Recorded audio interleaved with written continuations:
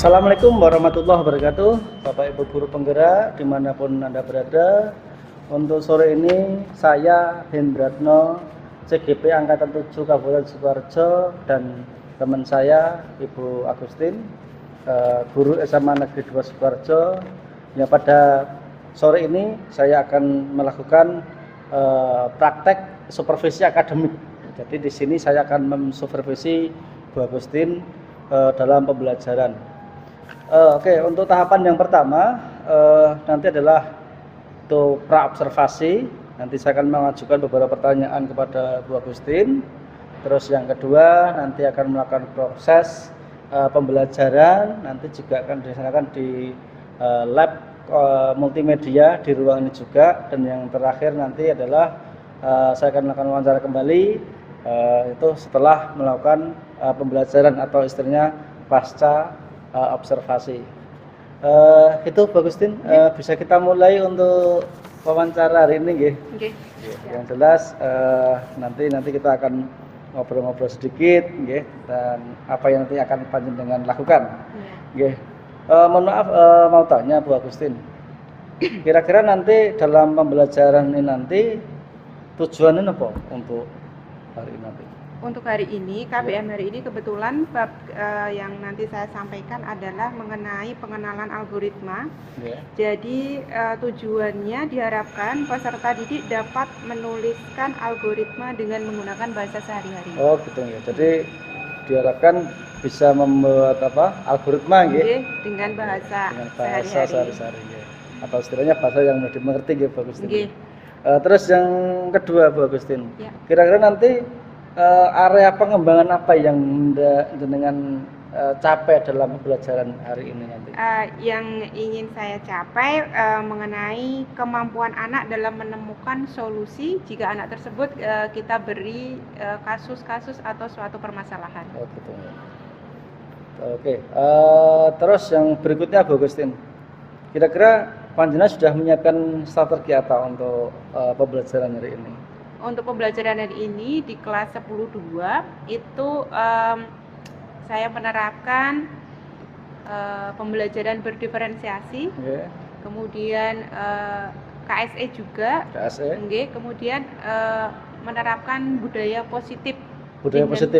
Dengan kesepakatan kelas yang sudah dibentuk sebelumnya. Oke, itu Bu Agustin. Kira-kira nanti untuk untuk mengajarnya di kelas apa yang bisa saya supervisi nanti? Di kelas 10.2 Bapak. 10.2. Tapi nanti saya bawa anak-anak ke lab. Oh, ke lab ya. Oke.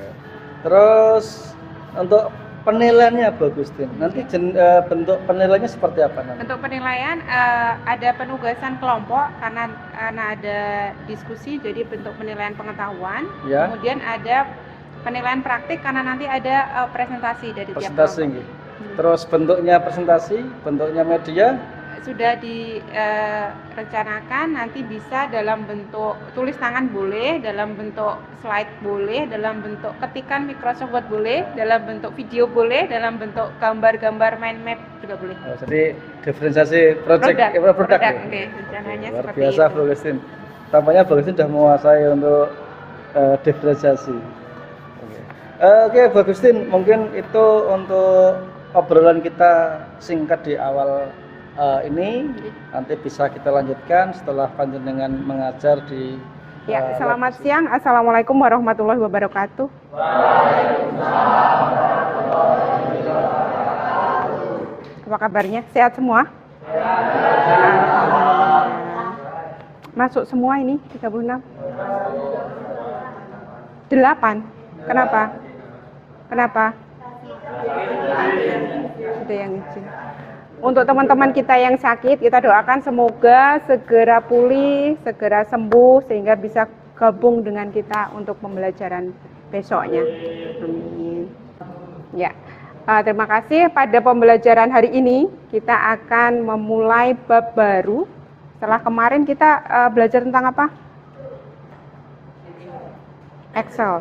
Penggunaan Excel untuk menganalisa data, Nah, itu kita tinggalkan terlebih dahulu. Sekarang kita mulai masuk ke bab yang baru, yaitu algoritma dan pemrograman. Pada saat saya pernah dengar kata algoritma? Di mana atau kapan? Matematika itu bukannya logaritma. Beda ya. Kalau logaritma cenderung ke operasi matematika, di situ ada hitungannya tersendiri. Pernah mendengar selain di matematika? SMP. Saat terdengar saya mengucapkan algoritma tadi, yang terbesit di pikiran kalian apa? Angka. Apalagi? Logika, rumus.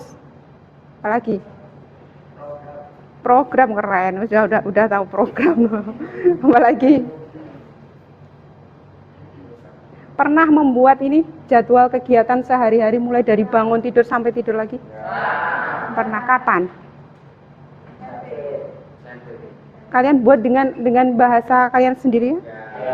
Urut sesuai jamnya. Misalkan bangun tidur jam 4, habis jam 7, habis itu sholat subuh. Bangun jam 7, sholat subuh jam berapa? Sama. Sampai dengan tidur lagi. Begitu terus setiap hari diulang-ulang. Nah, tujuan pembelajaran kita hari ini, peserta didik dapat menuliskan algoritma dengan menggunakan bahasa sehari-hari. Peserta didik di sini siapa? Oh ya, sadar ya berarti ya. Berarti nanti saya, dalam hal ini kalian, harus bisa menuliskan algoritma dengan menggunakan paling enggak bahasa kalian sendiri. Dengan menggunakan bahasa kalian sendiri. Ini karena pengenalan algoritma terlebih dahulu, jadi kita menggunakan yang penggunaan bahasa sehari-hari. Kemudian untuk algoritma sendiri, pengertiannya itu sebenarnya ada banyak, ada beberapa. Saya ambil 2 yang intinya hampir sama, yaitu yang pertama, urutan langkah-langkah yang sistematis untuk menyelesaikan suatu masalah. Itu yang pertama. Kemudian yang kedua, hampir sama, mirip, urutan logis pengambilan keputusan untuk pemecahan masalah. Jadi dari kedua pengertian tersebut, kita bisa mengambil satu kesimpulan saja. Untuk algoritma adalah langkah-langkah logis pada penyelesaian masalah yang disusun secara sistematis. Kalimatnya jelas ya, mudah dipahami ya. Langkah-langkah logis yang kita gunakan untuk menyelesaikan masalah secara sistematis. Mungkin kalau masih kalimat seperti itu untuk dipahami mungkin seperti apa atau contohnya gitu. Nanti kita lihat contohnya yang sesuai dengan kehidupan kita sehari-hari dulu saja. Ada 3 cara penulisan algoritma. Yang pertama, menggunakan bahasa sehari-hari berupa teks yang kita susun berupa langkah-langkah yang urut. Kemudian dengan menggunakan flowchart, nanti juga kita akan mempelajarinya. Dengan yang ketiga, dengan menggunakan pseudocode atau nanti berupa kode-kode atau coding. Kemudian ada strukturnya juga, jadi tidak sembarang membuat ya. Ada struktur algoritma, ada 3, yaitu ada 1 judulnya, kemudian bagian deklarasinya, dan bagian deskripsinya. Bagian deklarasi dan deskripsi seperti apa? Kita lihat contoh berikut ini. Ini relate dengan kehidupan kita sehari-hari. Ini adalah contoh sederhana suatu algoritma dengan judul resep puding mutiara. Itu judulnya. Resep puding mutiara. Itu adalah judulnya. Kemudian bawahnya ada bagian deklarasi berupa seluruh bahan-bahan yang digunakan. Mungkin nanti kalau kita dengan bahasa lain nanti mungkin itu inputannya yang harus kita masukkan. Tapi ini yang harus kita siapkan untuk membuat judulnya tadi apa? Resep puding mutiara. Kemudian di bawahnya ada bagian deskripsi, urutan langkah-langkah cara pembuatannya. Di situ sudah diurutkan 1, 2 dan dengan kalimat yang jelas. Ini contoh algoritma dengan struktur judul, deklarasi, dan deskripsi. Untuk contoh berikutnya, ini ada algoritma resep membuat telur mata sapi atau telur ceplok ya. Di situ langkah-langkah urut juga, masukkan minyak ke dalam wajan, kemudian panaskan, kemudian masukkan telur ke dalam wajan atau ke dalam minyak yang sudah panas, kemudian tunggu sampai matang yang hasilnya adalah menghasilkan telur ceplok. Nah, contoh yang kedua, algoritma jadwal kegiatan sehari-hari tadi yang sudah saya tanyakan di awal. Apakah ada yang sudah membuat? Mungkin setiap anak kan beda ya. Tapi belajar membuat urutan langkah-langkah dengan benar, dengan sistematis, mulai dari bangun sampai dengan tidur lagi. Itu contoh langkah-langkahnya. Ada contoh kasus satu. Kalau saya punya kasus seperti ini, dibaca dulu, mungkin ada nanti yang bisa. Ada 2 buah ember. Ember A berisi air berwarna merah, ember B berisi air berwarna biru. Kalau mau ditukar tempatnya atau ditukar dari A ke B, dari B ke A, bagaimana algoritmanya? A dengan isi airnya berwarna merah, ember B kemudian berisi air berwarna biru. Nah, ember A ini yang merah mau dipindah ke B, yang berwarna biru pindah ke A. Kalau sudah menemukan caranya, coba nanti disusun dengan kalimat yang mudah dipahami dan urut. Langkah-langkahnya bagaimana? Silahkan dibaca dulu 1 menit, dipahami maksudnya. Sudah ada yang menemukan? Sudah? Boleh tunjuk jari siapa? Ya, silakan. Untuk memindahkan ember A ke ember B dan ember B ke A, pertama bisa disiapkan 2 ember A dan B. Kemudian siapkan ember yang ketiga, kosong C, ember ke A, masukkan ke ember C yang kosong, isinya. Lalu ember B masukkan ke ember A yang sudah kosong, dan ember C dari ember A tadi dimasukkan ke ember B. Sudah. Karena saya sudah tahu jawabannya, jadi mendengar kalimatnya itu langsung saya paham ya. Yang belum menemukan jawabannya tadi mendengarkan langkah-langkah itu sudah jelas belum? Sudah paham? Benar? Oke. Selanjutnya, ini jawabannya tadi ya, benar ya. Jadi perlu ember tambahan. Kita perlu ember tambahan untuk membantu menampung sementara. Kemudian kita geser airnya dari ember B ke ember A. Kemudian kita kembalikan ke ember B. Kita pindah ke ember B. Dan ember yang bantuan tadi menjadi kosong. Teman-teman satu kelompok, di mana kelompoknya ini saya sudah membuat berdasarkan waktu sebelum lebaran ya, saya sharekan Google Form mengenai kesiapan belajar atau gaya belajar kelas 10-2, terkait dengan gaya belajar kelas 10-2. Nah, dari hasil yang sudah masuk ke saya, sudah saya petakan, saya kelompokkan menjadi 6 kelompok. 6 kelompok yang di depan itu ya. Jadi nanti silahkan berkumpul dengan kelompoknya masing-masing. Teknisnya nanti setelah berkumpul dibahas bersama untuk kasus diskusinya. Kemudian dalam proses mengerjakan diskusi, mengerjakan kasus ini diperbolehkan menggunakan perangkat HP. Diperbolehkan ya. Jadi dalam pembelajaran sesuai dengan kesepakatan kelas kita di awal semester pertama ya, kita sudah buat bahwa penggunaan HP diperbolehkan dalam pembelajaran asalkan diizinkan oleh guru yang bersangkutan. Jadi nanti untuk menunjang proses diskusi, untuk menambah referensi baik tulisan maupun video, silahkan mencari berupa artikel, contoh-contoh logaritma, algoritma boleh, kemudian video-video tentang algoritma juga banyak. Nanti silahkan dicari pada saat proses diskusi untuk mencari solusi dari kasus yang diberikan. Kemudian nanti jika sudah mendapatkan hasilnya, ini teknis diskusi dulu ya, nanti sebelum kita berkumpul di kelompoknya masing-masing. Untuk hasilnya nanti, hasil diskusi, nanti bisa dikumpulkan, boleh dalam bentuk tulisan tangan boleh, dalam bentuk video boleh, dalam bentuk PowerPoint boleh, dalam ketikan Microsoft Word juga boleh, untuk dipresentasikan minggu depan. Jadi didiskusikan, nanti hasilnya dibuat sesuai dengan kemampuan atau kesukaan kalian pengen buat apa. Gitu ya nanti hasilnya. Nah, untuk kasusnya ini saya bahas sedikit mengenai bagaimana algoritma untuk menyelesaikan masalah seorang petani membawa barang, bukan barang ya, membawa bawaan itu serigala, kambing, dan sayur. Ingin menyeberangi sungai ke pulau depan, ke pulau seberang. Nah, hanya ada satu perahu yang bisa mengangkut petani tersebut hanya dengan satu barang bawaan saja.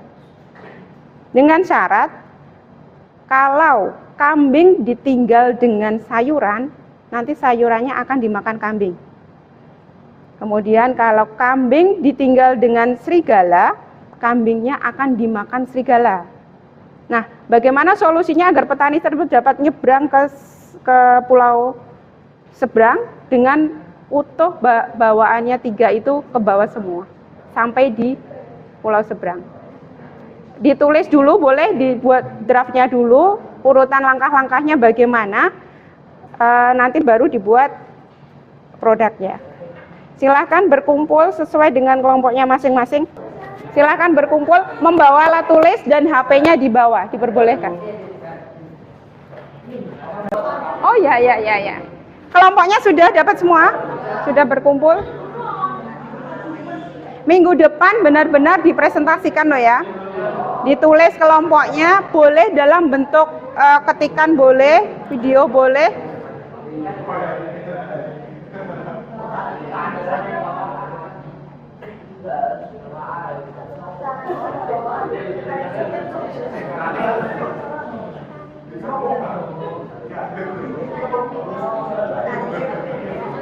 Ada yang kurang jelas tadi teknis pelaksanaannya?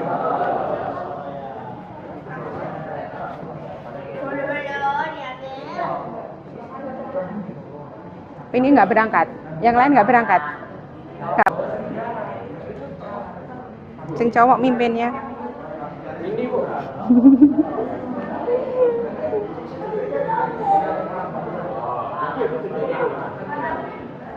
Ngerti.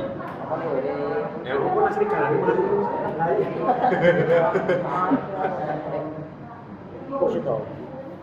Nggak apa-apa, lanjutin. Bahas apa? Serigala. Dibuat orang-orang dulu, ditulis dulu. Misalkan ada yang pendapat, ditulis dulu. Oh ternyata sampai tengah kok ini gitu. Diulangi lagi.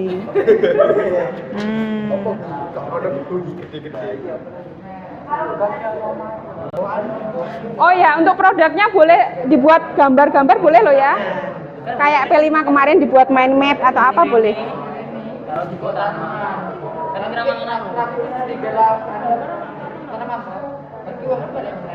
aku kambing mau.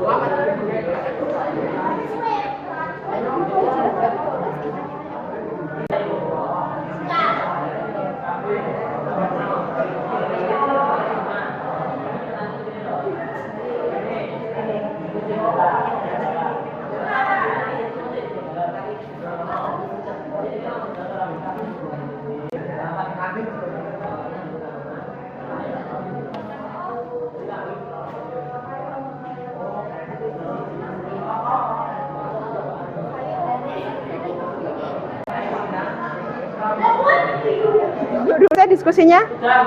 Oke, silahkan kembali ke tempat duduknya masing-masing. Pelan-pelan, awas ada kabel, ada komputer.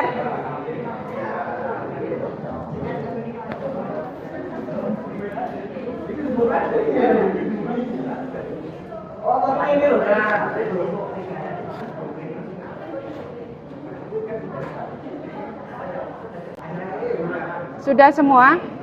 Nah, sekarang kita refleksikan pembelajaran kita hari ini. Kita refleksikan. Silahkan menuliskan hal baru atau ilmu baru apa yang saya dapatkan hari ini terkait dengan algoritma. Kemudian bagaimana perasaannya. Tolong dituliskan di Padlet yang linknya sudah saya kirimkan ke Naswa ya. Bentar, saya kirimkan dulu. Dalam kehidupan sehari-hari mau memecahkan masalah dengan menggunakan algoritma. Keren. Ya, saya kira untuk pembelajaran kita hari ini terkait dengan algoritma, terutama menuliskan algoritma dengan bahasa kita sehari-hari, dengan kalimat kita sehari-hari, kita sudahi dulu. Semoga bisa kedepannya ya, bisa lebih mudah lagi belajar. Kita nanti menggunakan flowchart, tidak dengan kalimat, tapi kita menggunakan flowchart untuk kedepannya setelah ini ya. Boleh kembali ke kelas. Sekian dari saya. Assalamualaikum warahmatullahi wabarakatuh. Oke, terima kasih kerjasamanya.